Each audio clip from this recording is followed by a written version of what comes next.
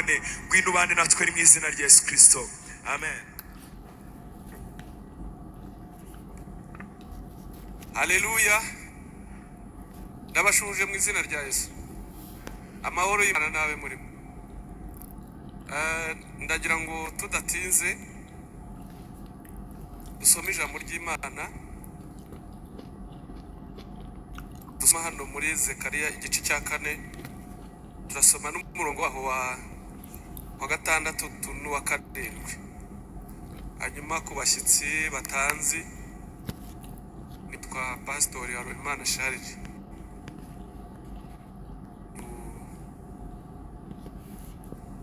Ndumva ari ibyo ngibyo, ibindi muzagenda mubyumva mu mwanya tuzamarana wose. Paje ni 872 kuba takunze kuhita bahagera vuba. Zekariya igice cya 4 n'umurongo waho wa 6.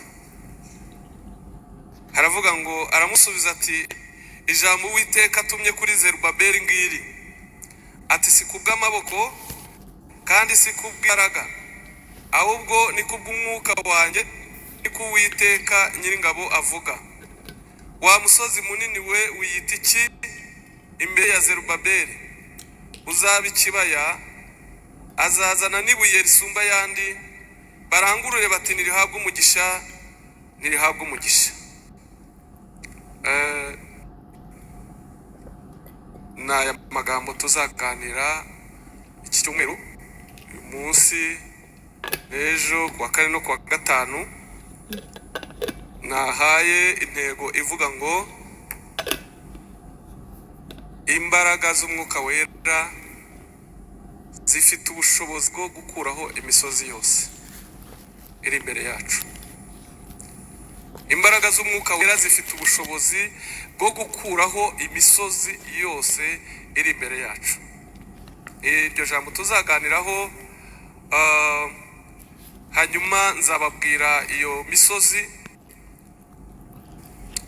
Umusozi wa mbere turi butangireho uyu munsi ni umusozi witwa ubukene. Hanyuma uzakurikizaho umusozi w'indwara. Kongere turebe umusozi witwa umuntu. Kongere turebe umusozi witwa icyaha. Tubona kanya tuzareba n'undi musozi witwa icyangiro. Icyambo. Nta mwanya waboneka kuko ndabizi biba ari birebire. Hazasigara undi musozi witwa Karande. Ariko birashoboka ko nzagenda noshaho kugira ngo twose tuvugeho. Muri make mwumvise ibintu tuzaganira iki cyumweru. Amen. Ntabwo ari uko nababonyemwo imisozi, ahubwo nuko tugoswe n'imisozi kandi tugenda imisozi ituri imbere. Kimwe nuko umuntu aba afite uko yasenze Imana ikamubwira ku bantu bayo ndetse no kwitorero no ku gihugu, hanyuma tukabasha gutegura hamwe no gusenga kugira ngo dufashe abantu b'Imana. Amen. Niyo mpamvu ushobora kuba wowe iyi misozi yose mvuze nta numwe ukuri imbere, ariko iyo misozi nanone yose mvuze nubwo wabona ko nta numwe ukurire, yose ibikuri imbere kubw'abavandimwe, kubwa bene so, kubw'itorero, kubw'igihugu, bw'abagenzi bawe musengana, yose nanone bikuri imbere kuko ni wowe ugomba kubasengera no kuyisengera kugira ngo ubafashe. Ntabwo rero wakumva yuko hari ikintu na kimwe kitakureba muri ibi ngibi tuzamara akanya tuvuga. Kuko uyu Zekariya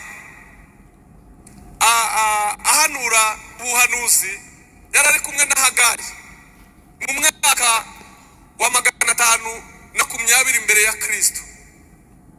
Yahanuriraga abayuda bari barakoze ibyaha, ariko nanone atumwe kuri Zerubabeli kugira ngo amubwire iby'Imana amubwiye ko byanze bikunze urusengero rw'Imana rugomba kongera rukubakwa. Hanyuma Zerubabeli we yagombaga kubikora, ariko imbere ye abona hari imisozi, abona hari imisozi imugoye, imuruhije, imunanije, kubaka byaramunaniye. Ariko Imana itegura abagabo b'intwari bo kumufasha. Wanasifuwe sana. Itegura abahanuzi bagomba kumuhanurira, bagomba kumusengera, itegura abatunzi bagomba kumushyigikira. Nubwo nta zindi mbaraga mu buryo bw'umubiri yari afite, ariko Imana yari ihagije hamwe n'Umwuka Wera. Niyo mpamvu Imana yabonye ko nta mbaraga afite nk'iz'abandi bami, nk'iza Dawidi, nk'iza Salomo. Zerubabeli we nta mbaraga yari afite, ariko yishingikirije ku Mana. Imana rero hamwe no gusenga imutumaho Zekariya, iramubwira ngo nagende amubwire kandi amukweze. Dukeneye abantu bameze nka Zekariya, abantu bameze nka Hagayi. Yesu ashimwe. Dukeneye abantu bameze nka Simoni, badushyigikira mu murimo w'Imana, badukomeza mu gihe turi gukora umurimo w'Imana, baduhanurira, badusengera, badufinansa. Haleluya. Batuba hafi kugira umurimo turi gukora. Imana yaduhamagariye, Imana yadutumye gukora kugira ngo utagira inkomyi, kugira ngo kandi Imana ihabwe icyubahiro kubw'umurimo wayo. Bene data, nagira ngo mbabwire, ntabwo ari ukwicara gutya mu itorero gusa, ahubwo abantu bakwiriye gukora umurimo w'Imana Imana yabahamagariye. Ntabwo uzavuga ubutumwa ku magazambu uvuga, ntabwo uzayobora nk'umushumba nka kuriya, ntabwo uzaririmba nk'aba baririmba, ariko Imana ifite umuhamagaro yaguhamagariye wo gusenga, wo guhanura, wo kwigisha. Ifite umuhamagaro yaguhamagariye wo gufasha, wo gutera inkunga abakozi b'Imana, umurimo w'Imana ukubakika, kandi twese tugahuriza hamwe gukora umurimo w'Imana. Imana ishimwe. Haleluya. Amutumwa wari agenda aramubwira ngo gende umubwire ngo wa musozi munini we wiyita iki imbere ya Zerubabeli. Aramubwira ngo uzaba ikibaya, azana ibuye risumba ayandi barihashinge, ngo bajye bavuga ngo nirihabwe umugisha, nirihabwe umugisha. Iri buye iyo ukurikiranye usobanuro bw'aya magambo usanga ari Yesu. Haleluya. Usanga ari Yesu. Ari igihe imbere yawe haba hari umusozi ufite intambara, ufite ibigeragezo, ufite ibintu bikomeye cyane, bikagaragarira abantu bose, ariko igihe kikazagera bakazajya bakunyura iruhande bavuga ngo Yesu ahabwe icyubahiro. Bakajya bavuga ati Yesu ahabwe icyubahiro, watabaye umukozi w'Imana, watabaye umuntu w'Imana, batakubona ahubwo babona Yesu wakugiriye neza. Haleluya. Bakajya bavuga ngo Imana ishimwe, nta joro ridaca, nta musozi utavaho, kuko bakubona nk'uko bari bakuzi, ariko bakabona noneho uko bimeze. Imana ishimwe cyane. Iryo buye ni Kristo uturengera mu bihe bikomeye, kugeza igihe abantu bavuga ngo Yesu ahabwe icyubahiro, bakubonye bagaha Imana icyubahiro. Rero uyu munsi turatangirira kuri uyu musozi witwa ubukene. Ubukene ni ikintu gitekerezwaho mu rwego rw'isi, kigatekerezwaho mu rwego rw'igihugu, kigatekerezwaho mu rwego rw'itorero, kugeza igihe ari abayobozi b'itorero bareba ubukene buriho, nabo ubwabo bikabatera gusenga, kuko babona ko ari ikintu kitoroshye. Ari abayobozi b'igihugu bakareba ubukene barajanisha bo bakajya babishyira mu mibare. bakabishyira mu mibare, bakavuga intara zikennye, bakavuga mu mujyi uko bimeze, mu cyaro uko byifashe, bakavuga amazina n'imibare bakabishyira hariya. Imyaka bakagenda bavuga ukuntu ubukene bwagiye buzamuka cyangwa bwagiye bumanuka. Noneho babona bikomeye bakagerageza gushaka icyakenura abayoboye, abaturage bayoboye. Rero ndagira ngo mbabwire, haleluya, Imana yacu nayo ibiri mwijana kureba ubukene n'abakene ifite kugira ngo ibakenure, kugira ngo ibagirire neza, kugira ngo ibatabare. Ntabwo buzahoraho. Hano ubukene ukunze kugaragara cyane mu byaro no mu nkengero. Hano mu mujyi abantu baba bakennye ariko bakagerageza kubuhisha mu myenda, bakabuhisha mu makote, bakabuhisha mu dutenge, ariko ntabwo bwihisha bwo buranga bukagaragara. Muzabyumva, buranga bukagaragara, ntabwo bwihisha, buragakizwa ntibwihishe. Umagaze ahangaha nkennye mwabimenya, nubwo naze nambaye imyenda imeze gute mwabimenya. Nimba nkennye murabibona, nimba ntanakennye murabibona. Mbabajije mwambwira ati byaciye, cyangwa mukambwira ati Imana yo mu ijuru igutabare kurengera umukozi w'Imana turi kugusengera, ari Imana izakora. Haleluya. Ariko biba bigaragara, babizwi. Yenda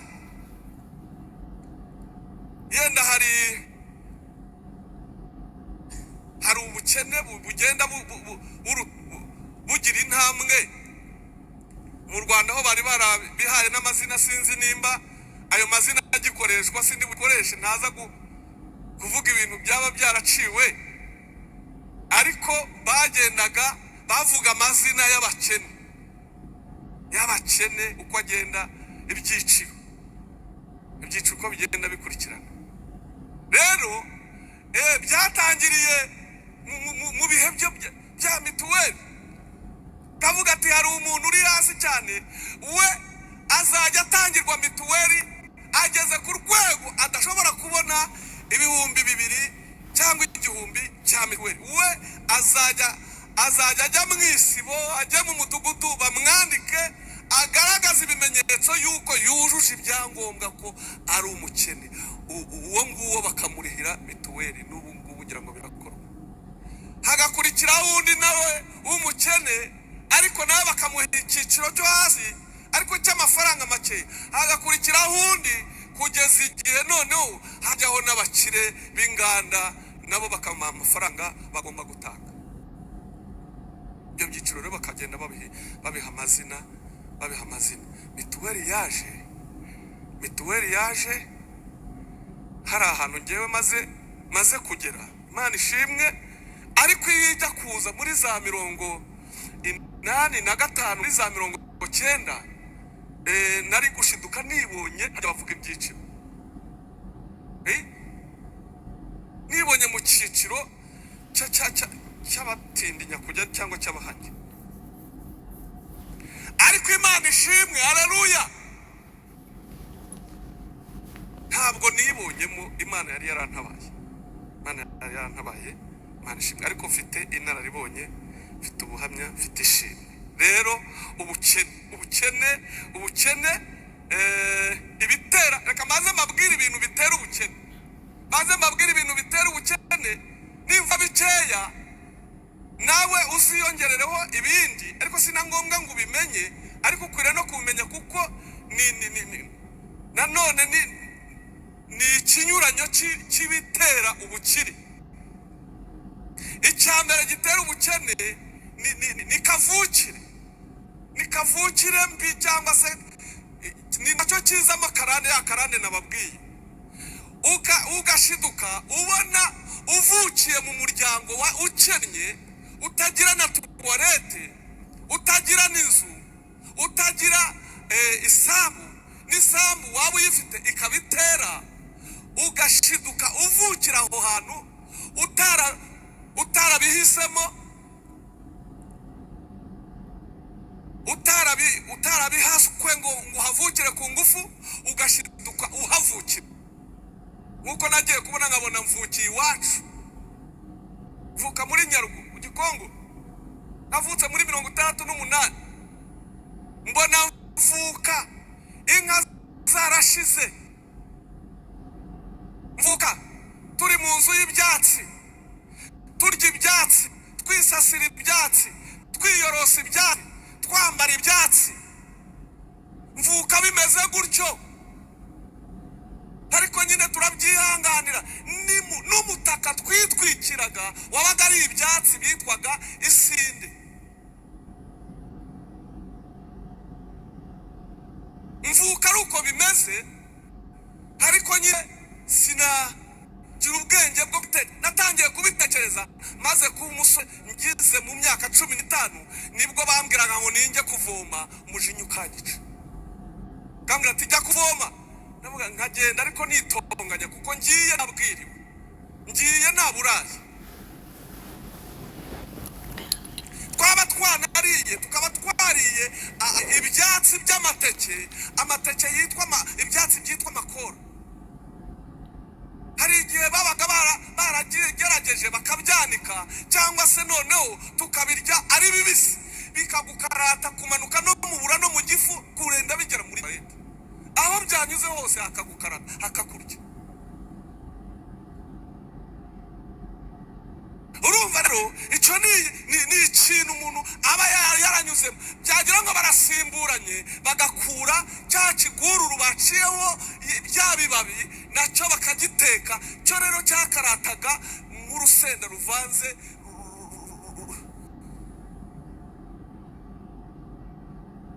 Ubwo bagira ngo bashyizemo ibishyimbo bagashyiramo urushyi rumwe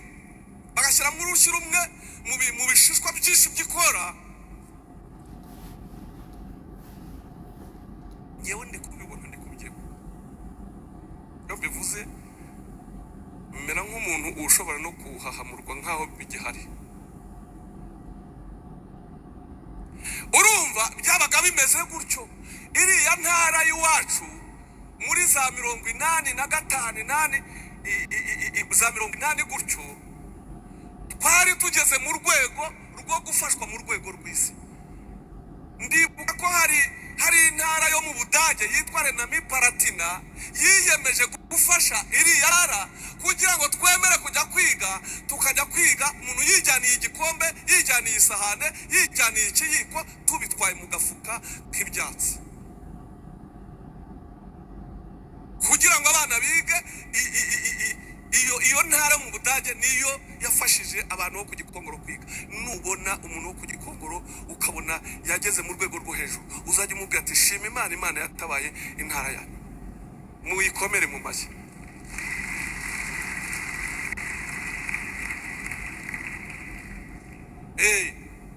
Kavuke ndibuka nigeze kubwira ucubanutse ngo nabasuzuguye ngo nagize ndababwira neka mbabwire nimuzongere kumbyara n'iki gihe. Mbwira mama nimuzongere kumbyara, ibyo bintu wiratanisha ngo warambyaye, rego ngo nawe ukajya ngo warambyaye. Wambyariraga iki? Si iyi nzara wanzanyemo, si ubu bukene, kuko twajyaga kwiga nta namayo, twambaye ibintu by'ibipira by'ibibahu neza ibibuno bigaragara. Ndibuka nambaye ikabutura, nambaye mayo, ngeze mu wa 3, nayo nyihana muramu wanjye wabaga i Kigali. Ubundi hari igihe mwabaga muri gukina umupira, wajya kumva umwana arahanu yagize gutya, ugatangira kurwana nawe kubera ukuntu agukojeje isoni.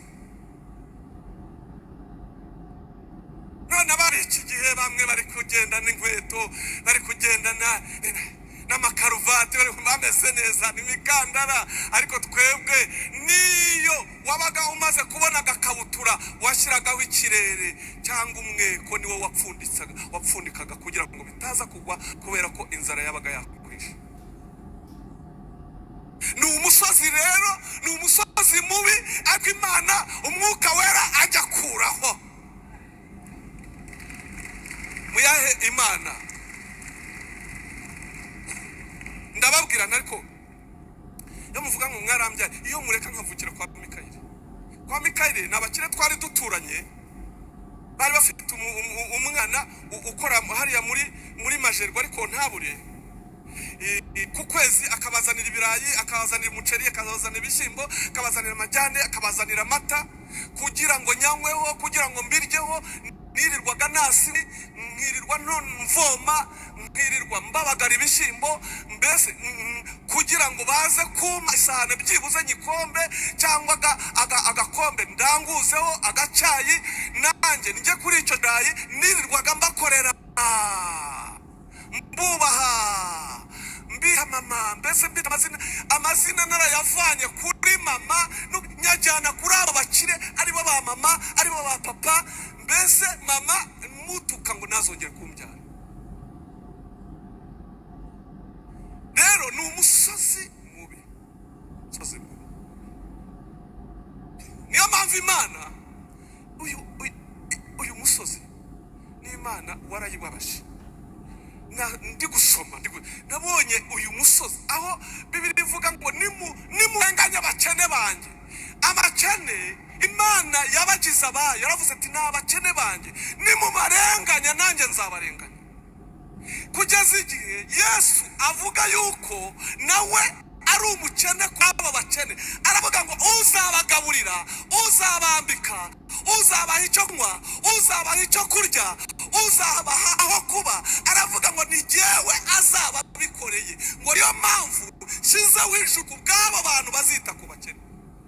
Narumiwe aho avuga ngo nimujye mu bwami bw'abatunganirijwe, ngo kuko nari nshonje mukangaburira, nari nambaye ubusa muranyambika, nari mu nzu y'imbohe muza kunsura, nari umukene. Aravuga ngo none kubw'ibyo mwankoreye atari we, ngo nimujye mu bwami bw'abatunganirijwe. Ni ikintu rero Imana isi ni kubivuga nk'umuntu, ariko Yesu Imana niyo yabanje kubivuga.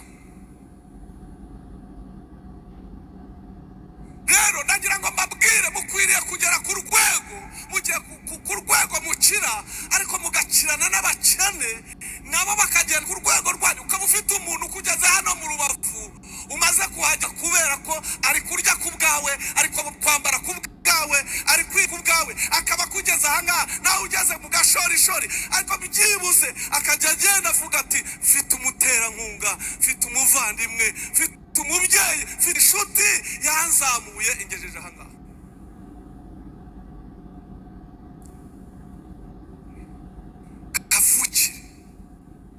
Kavukira abantu. Rero hari igihe ushiduka ubona waravukiye ahantu hameze gutyo, ntaho ni hanga. Nabo bakubwira bakabwira ko na sekuru wabo nawe ariko yarameze. Murabyumva?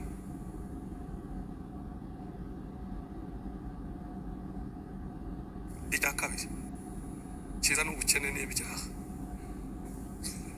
Ibyaha tuzabiganira iminota 30.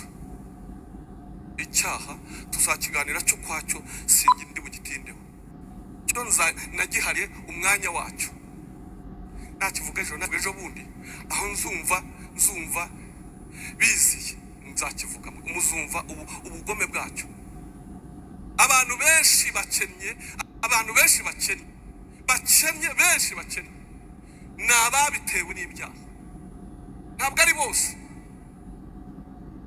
kuko wumva ko hari n'abakennye kubera batabihisemo. Hari n'abandi bakennye batari kuzakena ariko babitewe n'ibyaha. Ibyaha rero nabyo bitera ubukene, umuntu agakena kubera ibyaha, kuko icyaha cyo kiba gifite n'umuvumo wacyo. Uragikora umuvumo ugahita nawe ugahita winjira muri iyo mivumo. Rero harimo n'iy'ubukene, harimo n'iy'ubutindi. Muri iyo mivumo yinjijwe n'icyaha harimo n'iy'ubukene. Murabyumva bene da? Kuko icyaha kiraremera ku buryo ushaka ahantu ujya kugitura ukahabura, ariko harabonetse ni muri Yesu, harabonetse. Icyaha rero nzakivuga kwa icya gatatu ni ubuswa. Ubuswa nabwo buzana ubukene.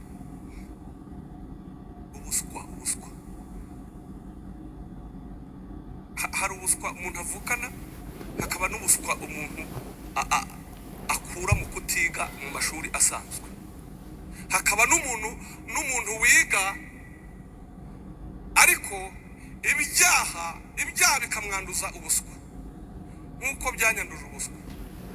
Yewe ntabwo nagombaga gukena, ariko ubuswa nabwandujwe n'icyaha kubera ko natangiye kunywa itabi mfite imyaka 5. muri kubyumva? Itabi, segereti, urumogi, ibikamba, iyi nkono y'itabi, itabi ry'ibibiriti, itabi ry'ibikenye, ubwoko matabi mutazi, kugeza ku rwego ejo bundi nagiye kwa muganga ndwaye umusonga hano mu gatuza no mu bitugu, banyuza mu byuma byose bishoboka, mfite asiravuza 100%, banjyana ahantu kwivuriza ahantu hose hakomeye, ariko babura umudogiteri umwe w'i Kanombe niwe twaganiriye ankorera ikiganiro, babuze indwara, bapimye imitima, bapimye ibihaha, bapimye imyijima, bapimye ibintu byose, basuzumye byose, arambaza ngo ntabwo unywa itabi. Ntabwo waba unywa itabi? Ngewe ndamubwira njya mu bushorishori, ndamubwira ndi pastori, ngo vana ibyo pastor aho ngaho. Hano nta bintu by'upastori hano bihaza. Ndakumva nyakuba dogita, ariko nyine ndiwe kwari kugira ngo wumve yuko nta mupastori umwe itabi. Ati none se wavutse uri umupastori? Nihoya. Naryo se wigeze ngo nari nkwaye mfite imyaka 5? Aha. Ako kanya mubwira ngo nari nkwaye mfite imyaka 5, ndireka mfite imyaka 20 n'ingahe, ahita nyandikira imiti. Kuva nanywa iyo miti sindongera kumva umusonga. Wari uzi ko ibyaha ukora bizagutera ubukene, bikagutera indwara, bikagutera ingaruka utabizi? Buriya barabizi. Bitinde uri umusaza, uri igikwerere, ibyaha urikora uzabura n'ingaruka, kandi ntabwo ariko uzazitahura. Niyo mpamvu abantu benshi bananirwa kuzitahura, agahita areba agakene baturanye, agahita akita karozi, agahita avuga ati niko kandi abantu benshi bari kwirukisha, abantu benshi bari kwivuza, bari kwirasaga, bari mu bapfumu kubera ibirwara barwaye batewe n'ubuswa, batewe bari kwivuza indwara batarwaye. Izo barwaye zizabonwa na muganga, nabwo kandi azazibona ari uko wasenze. Buriya barabyumvise. Kigaje nk'iminota 5. Kabiri, icya kane, ubwo buswa urumva nuko ugenda noshaho kugira ngo mubyumve, sibyo? Ntabwo ibintu byose wabivuga 100%. Ikindi ngo nubu gitera ubukene n'ubunebwe, na Bibiliya irabivuga ngo wamunyabute we sanga ikimonyo witegereza uko kigenza, ntabwo kigira umutware ntigira shebuja, ariko ngo kishakira ibyo kurya kigahunika kugeza igihe mu gihe byabuze kijyaho cyahunitse ngo kikarya. Kizi gusevinga, kizi kubitsa. Ariko abantu, abasore b'iki, abagabo b'iki gihe n'abakobwa, ntabwo tuzi kuverisa, ntabwo tuzi kubika. Bashyizeho harya cya kigega bashyizeho n'icyitwa ngo iki, ejo heza, bashyizeho ejo heza. Ariko hano muri iri teraniro ubu tubajije abantu bamaze gusevinga muri ejo heza, wasanga ari mbarwa. Hariho nabo wasanga baravuze ati wasanga ari ibidayimoni.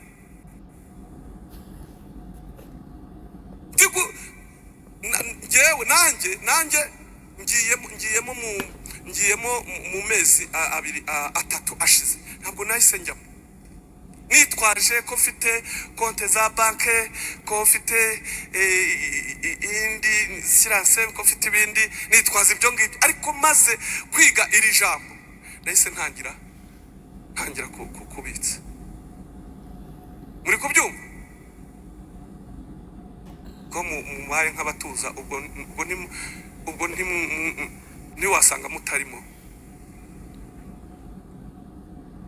Hari igihe uzagera uko wirirwa ukata bikunanire usaze utariteganirije, ntawe ugira ngo uzakomeza gukata ngo byemere. Oya, ntabwo indege zizahoraho, hari byazaza n'ibitogogo. ntabwo mvuga izagutema ikirere. Indege se ntibazumvise buriya bagenzi banjye, ntibazumvise.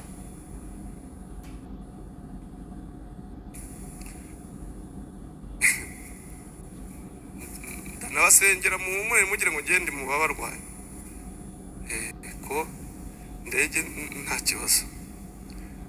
kibazo, Imana ijye bafasha ziguruke ikibazo, ariko ntizizahoraho. Nugira ikintu rero ubona bitsa shyira hariya. Amen. ubunebwe hari abantu birirwa bicaye, birirwa bakina igisoro, birirwa bakina amakarita, birirwa nta usanga ikintu kivuyemo ni ubukene. Ugahura n'umusore ari gusaba, ari kugira gute, afite amaguru n'amaboko, ariko reka mbabwire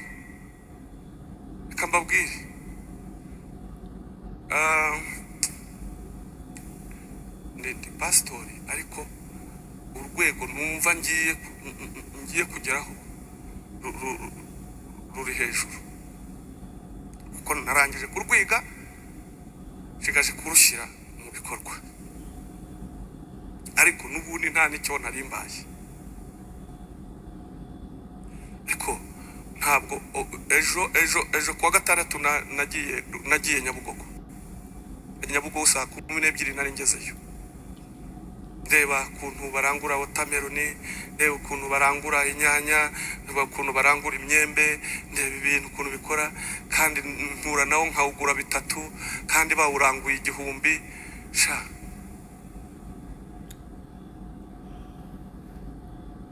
wa mwana w'umukobwa uririrwa mbese uri muri WhatsApp, va hasi, va mu bunebwe, genda urangura watermelon hariya, genda urangure watermelon hari, uzaze nguha indobo nzayikugurira, ndayemeye. Ariko usature ucuruze, uzabona umugisha. Hari uwo merutse guha igishoro cyo guhanagura inkweto, numva biraje, ndatomboza, ndangije nimwigira umushinga, ati ndabumwigira, ndangije uburoso bwa kiyaka ayo bugura ndayazi,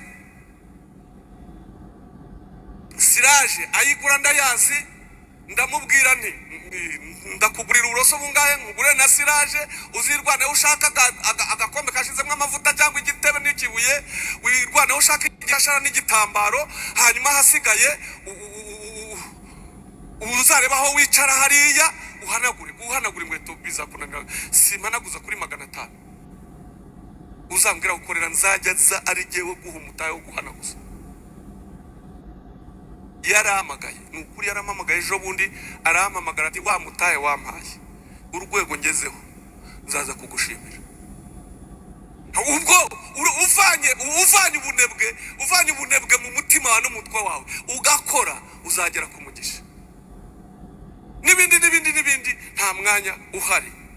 Ubwibone noneho rero, baba we, kimwe bintu bituma abantu bacennye, n'ubwibone nabwo burimo. Hari umwana w'umusore nacumbikiye twabanaga, noneho natwe twari dukenye, natwe dufashwa, natwe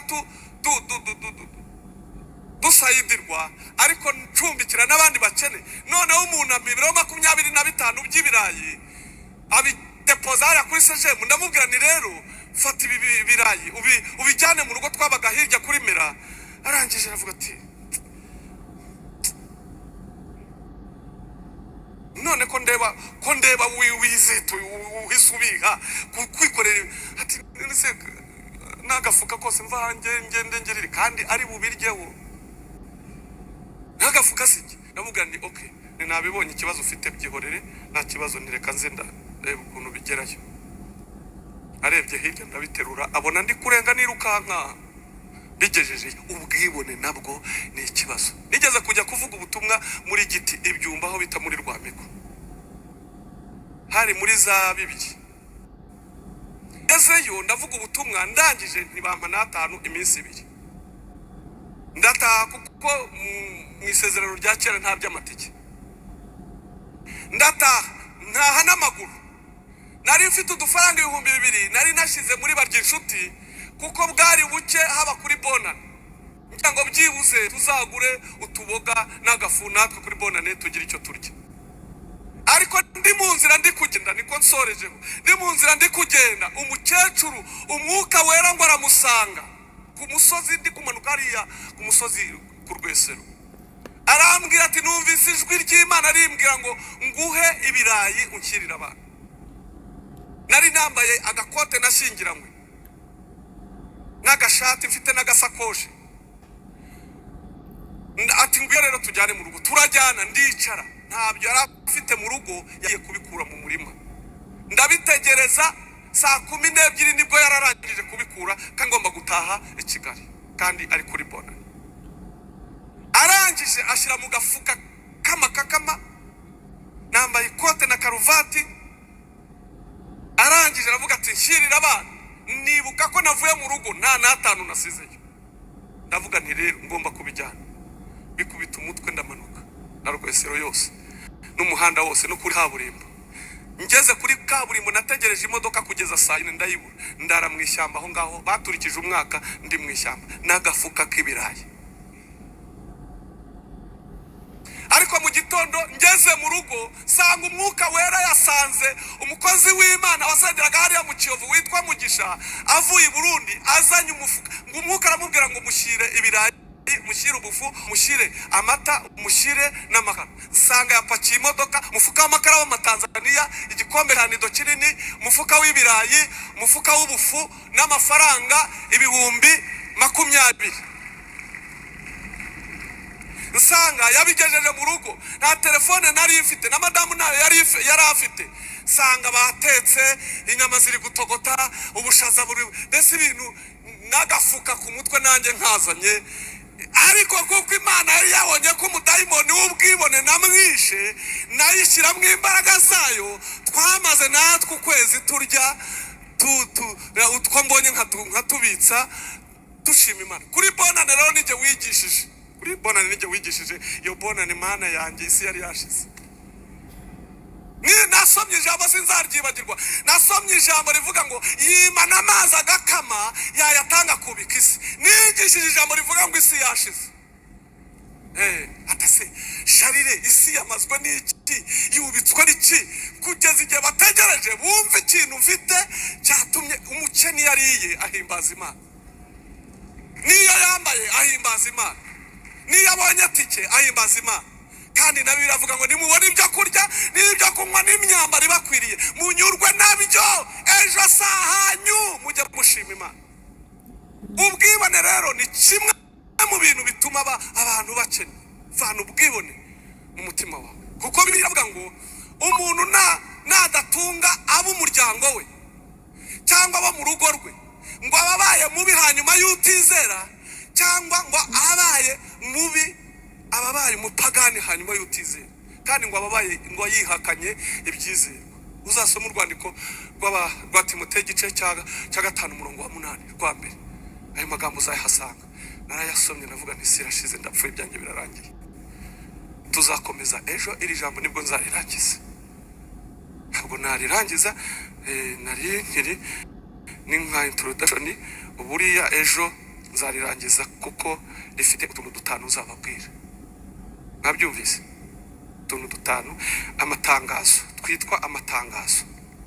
Ubukene iyo umuntu akennye si ngombwa ngo abibwire abantu cyangwa abibwire Imana cyangwa kada. Ubukene bugira amatangazo. Ejo nzababwira amatangazo y'ubukene. Ndabararitse muzaze mwumva amatangazo y'ubukene. Nini ndangiza kuyababwira muzajya mugenda muvanga ugere kuri rompuwe neza amatangazo uyabona muzira uyabona.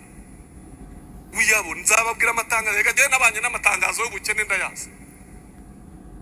Ngaho muhaguruke dusengera abakene. Mukomere Imana amashyi n'imbaraga y'Imana.